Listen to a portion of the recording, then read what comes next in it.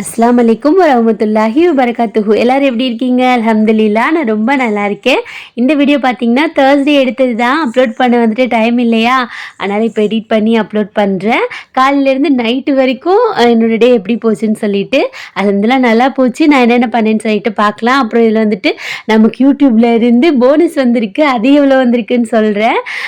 அப்படியே video continue பண்ணலாம். காலையில் எழுந்திரிச்ச உடனே நைட்டே பாத்திரத்தெல்லாம் வாஷ் பண்ணி வச்சுருப்பேன்ல, அதெல்லாம் எடுத்து வச்சுட்டு ஃபர்ஸ்ட்டு என்ன வேலை, எப்பயும் போல் நம்ம டீ போடுற வேலை தான்.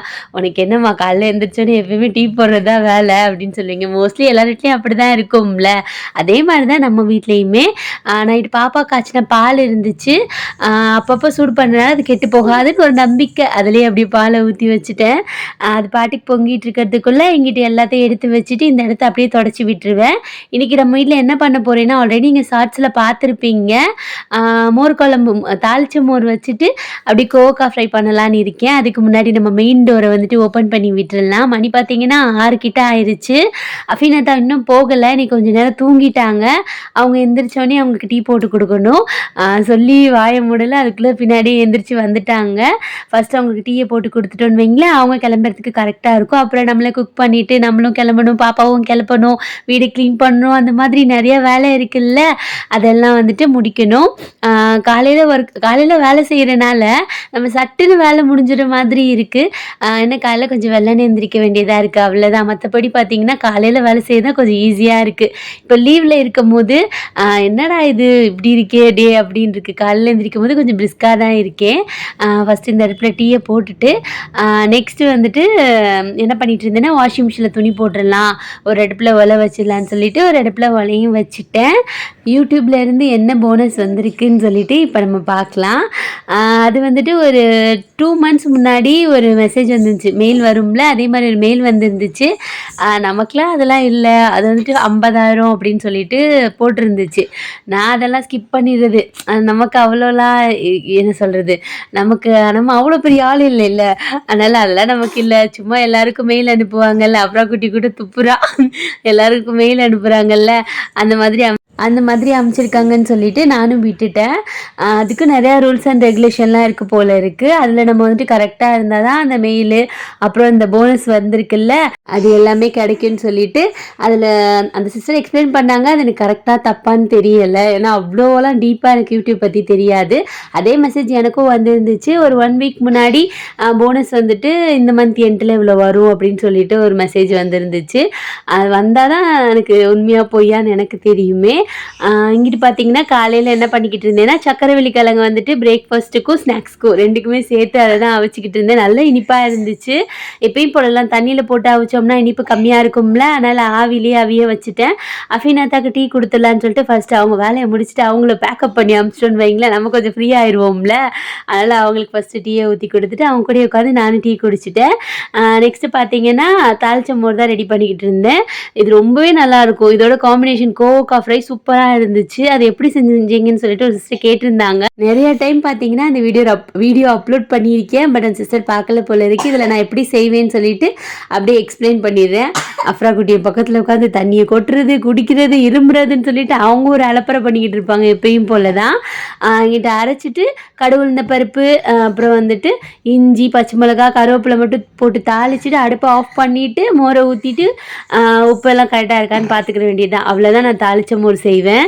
இவளை வச்சுக்கிட்டு நம்ம எடிட் போனோன்னு வைங்களேன், அவள் சவுண்டு வேறு, கொலுசு சவுண்டு வேறு, அங்கிட்டு இங்கிட்டு கேட்டுட்ருக்கோம். கொஞ்சம் அட்ஜஸ்ட் பண்ணிக்கோங்க. கொஞ்சமாக மஞ்சள் பொடி மறந்துட்டு பார்த்தீங்களா, அதை அப்படியே மிக்ஸ் பண்ணிவிட்டு அடுப்பை ஆஃப் பண்ணிவிட்டு தான் நான் மோரை ஆட் பண்ணுவேன். நமக்கு தண்ணி எவ்வளோ வேணுமோ தகுந்த மாதிரி ஆட் பண்ணிக்கிறலாம். அவ்வளோதான், தாளித்த மோர் ரெடி ஆயிடுச்சு. சரி, நம்ம போனஸ்க்கு வருவோம். போனஸ் வந்துட்டு எவ்வளோ வந்துச்சுன்னா 1700ன்னு சொல்லிட்டு மெசேஜ் வந்துருந்துச்சு. அது வந்துட்டு நம்ம $100 ரீச் பண்ணால் தான், ஐ மீன் பார்த்தீங்கன்னா இப்போ தான் எனக்கு சேலரி வந்துச்சா, இனிமேல் நான் $100 ரீச் பண்ணுறப்ப அது வந்துட்டு கிரெடிட் ஆகும்னு அதில் போட்டிருக்கு. பட் அது எப்படின்னு எனக்கு தெரியலை. உங்களுக்கு யாருக்காச்சும் தெரிஞ்சிச்சுன்னா சொல்லுங்கள். ஆனால் போனஸ் வந்துட்டு வரும் இந்த மந்த் எண்டில்னு வந்துருச்சு, எண்டில் வரும். அது வந்துட்டு உங்கள் $100 கிரெடிட் ஆகும்னு சொல்லியிருந்தாங்க. பட் நான் இன்னும் $100 ரீச் ஆகலை. அது எப்போ ஆகுறது, அது இந்த மந்த் ஆனால் தான் எனக்கு கிரெடிட் ஆகுமா அப்படிலாம் எனக்கு தெரியலை. சரி, நடக்கட்டும். ஆனால் அந்த மெசேஜ் பார்க்கும்போது ஒரு மாதிரி சந்தோஷமாக இருந்துச்சு. இருந்துச்சு, நல்லா இருந்துச்சு. அப்புறம் கோவக்காய் ஃப்ரை எப்படி பண்ணுவேன்னா, கோவக்காய் வந்துட்டு கட் பண்ணி வச்சுட்டு உங்களுக்கு என்ன ஷேப், நான் வந்துட்டு ரவுண்ட் ஷேப்பில் தான் கட் பண்ணுவேன். அது என்னமோ ஷேப் கூட நம்ம டேஸ்ட்டு வந்துட்டு எப்படி சொல்கிறது, ஜாஸ்தி ஆக்குற மாதிரி என்னோடய ஃபீலிங்கு. அது என்னோடய ஃபீலிங்கு. தேங்காய் எண்ணெயில் தான் நான் ஃப்ரை பண்ணேன். கடுகு பருப்பு, ஒரு பெரிய வெங்காயம் வதக்கிட்டு கொஞ்சமாக கருவேப்பிலை, அதுலேயே ஒரே ஒரு தக்காளி போட்டுக்கிட்டேன். அப்புறம் சாம்பார் பொடி, கொஞ்சமாக மஞ்சள் பொடி. உங்களுக்கு காரம் சாம்பார் பொடியில் காரம் பத்தலைன்னா கொஞ்சமாக மிளகா பொடி போட்டுக்கலாம், அவ்வளோதான். அப்படி எண்ணெயிலேயே அந்த தேங்காய் எண்ணெயிலேயே நல்லா வதக்கணும். எண்ணெய் கொஞ்சம் தேங்காய் எண்ணெய் கொஞ்சம் ஜாஸ்தியாக தான் நான் ஊற்றிக்கிட்டேன், டேஸ்ட் கொஞ்சம் நல்லா இருக்குமா அதனால தான். இது வந்துட்டு மோர் குழம்புக்கு ரொம்ப டேஸ்ட்டாக இருந்துச்சு. நான் கொஞ்சம் காரமாக தான் செஞ்சுருந்தேன், ரொம்பவே நல்லா இருந்துச்சு. இதில் வந்துட்டு தேங்காய் பூ போட்டோன்னு வைங்களேன் இன்னமும் நல்லாயிருக்கும். தேங்காய் பூ இல்லை நம்ம வீட்டில், அதனால் நான் அதை ஸ்கிப் பண்ணிவிட்டேன். அவங்க அக்கா வந்துட்டு அவள் கையை பிடிச்சிட்டு வாமான்னு சொல்லி கூப்பிட்டா, மேடம் வந்துட்டு முடியாதுன்னு சொல்லிட்டு எப்படி போகிறா பார்த்தீங்களா. ஃபஸ்ட்டு எல்லா வேலையும் முடிச்சுட்டு அஃபீனம்மாவை போய் ஸ்கூல்லையும் விட்டுட்டு வந்துட்டேன். வந்ததுக்கப்புறமா வீட்டில் எல்லா வேலையும் முடிச்சுட்டு அஃபீனத்தாக்கும் சாப்பாடு கரெக்டாக அந்த சைடு எடுத்து வச்சுருக்கேன் பார்த்தீங்களா, அதெல்லாம் எடுத்து வச்சுட்டு கிச்சனை க்ளீன் பண்ணிவிட்டு பாப்பாவுக்கு பாட்டில் பால் ஊற்றிட்டு கொடுத்துட்டு போயிடுவேன் அம்மா கிட்ட. ஆமாம், அஃப்ரா குட்டிக்கு தான், அஃப்ரா குட்டிக்கு. ஆமாம் செல்லம்.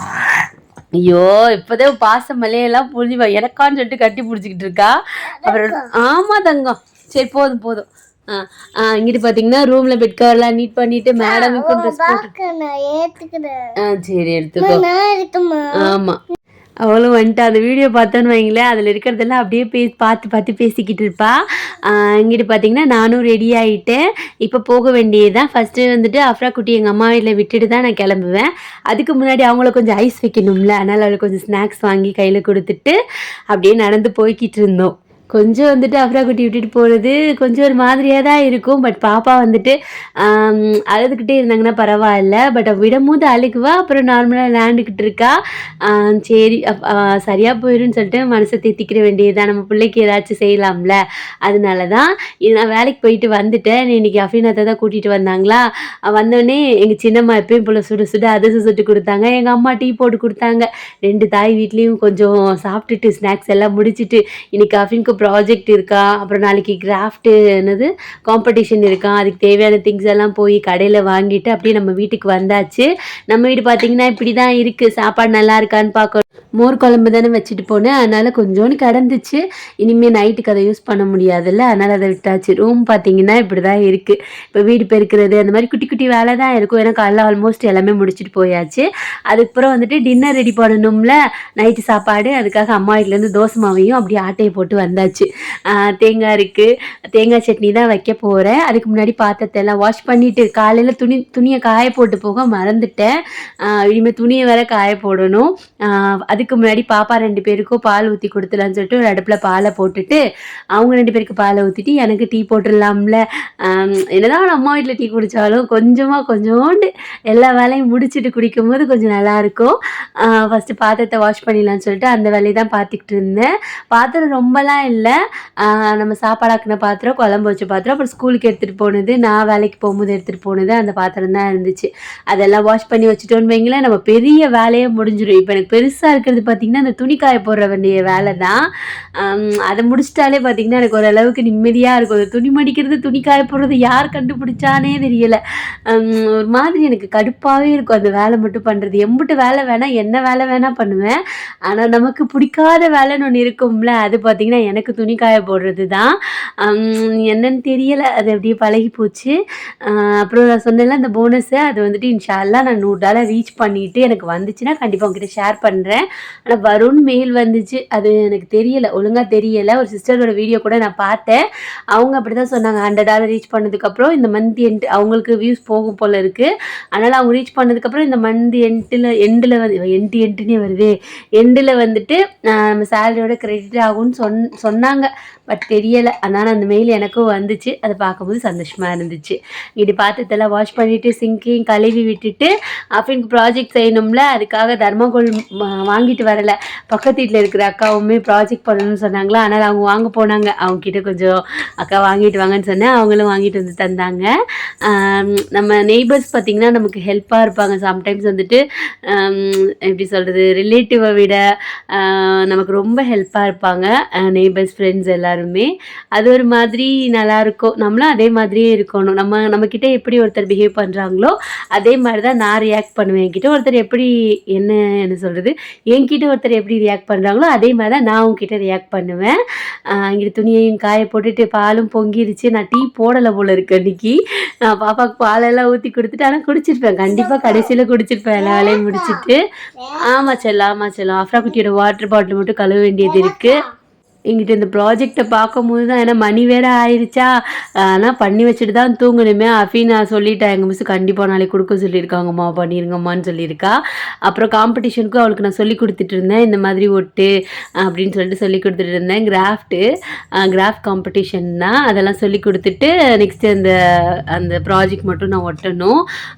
அஃபீனாமாவும் ஹெல்ப் பண்ணிக்கிட்டு இருந்தா, எடுத்து கொடுத்துக்கிட்டு இருந்தா. இன்றைக்கி தேங்காய் சட்னிக்கு என்ன போட்டேன்னா, நிறைய தேங்காய் போடுவேன், கொஞ்சமாக தான் பொரிக்கடலை, 2 பச்சை மிளகா. நீங்கள் காரம் எப்படி சாப்பிட்றீங்களோ தகுந்த மாதிரி பச்சை மிளகா, 3 பல் பூண்டு போட்டிருக்கேன். சில பேர் இஞ்சியும் போடுவாங்க, நான் இஞ்சி போடலை. இந்த மாதிரி அரைச்சிக்கிட்டேன். திக்காக வேணும்னா இந்த மாதிரி இருக்கும் போது தாளித்து கொட்டிக்கிறலாம். நம்ம எல்லாருக்கும் வேணும்ல, நம்ம ஃபேமிலியில் ஒரு 4 பேர் இருக்கோம்ல, அதனால் கொஞ்சம் வந்துட்டு திக்காகவும் இல்லாமல் தண்ணியாகவும் இல்லாமல் ஒரு மிடில் ஸ்டேஜில் வைப்போம்ல, அந்த ஸ்டேஜில் தான் வைக்க போகிறேன். சட்னியும் தாளித்து விட்டுட்டு அதையும் அடுப்பை ஆஃப் பண்ணிவிட்டு ஆறுனதுக்கப்புறமா தான் தேங்காயை ஊற்றுவேன். இல்லைன்னு வைங்களேன், டேஸ்ட்டே கொஞ்சம் சேஞ்ச் ஆகிற மாதிரி இருக்கும். அப்படி எல்லா வேலையும் முடிச்சுட்டு வீடையும் அப்படியே பெருக்கி விட்டுட்டு மாப்பும் போட்டு முடிச்சிடுவேன். அந்த மாப் போகிறது பார்த்திங்கன்னா ஈவினிங் தான் பண்ணுவேன். ஏன்னா காலையிலேருந்து யார் இருக்கோம் நம்ம வீட்டில், அதனால் ஈவினிங்கே நான் போட்டுக்கிறது. ஈவினிங் தான் பிள்ளைங்க வந்துட்டு விளையாண்டுட்டு கொண்டுட்டு கொஞ்சம் அழுக்காக்குவாங்களா, அதனால தான். அப்புறம் நம்ம பெண்ணை உணர்றதுக்காக அங்கே நைட்டி எடுத்து வச்சுருக்கேன். ஆல்மோஸ்ட் நம்ம வீடு நல்லா க்ளீன் ஆகிடுச்சு. இங்கே சட்னியும் பார்த்திங்கன்னா தாளிச்சதை ஆறிடுச்சு. அதை நம்ம அரைச்சி வச்சுருக்க தேங்காயை ஊற்றிட வேண்டியது தான். அவ்வளோதான். இன்றைக்கி நம்ம வீட்டில் நைட் டின்னர் பார்த்திங்கன்னா தோசை சட்னி, அவ்வளோதான். ரொம்ப நல்லா இருந்துச்சு. இந்த வீடியோ நான் முந்தா நாளே எடிட் பண்ணி போடணும்னு நினச்சேன். கொஞ்சம் டைம் இல்லாதனால இதில் நான் என்ன சொல்கிறது, நான் பேசிய வீடியோ எடுக்கலையா, இல்லைன்னா அப்படியே அப்லோட் பண்ணியிருப்பேன். நேற்று நான் வந்து பேசியே எடுத்துட்டேன். இதனால தான் இப்போலாம் எப்படி இருந்தாலும் அப்படியே பேசியே எடுத்துறது.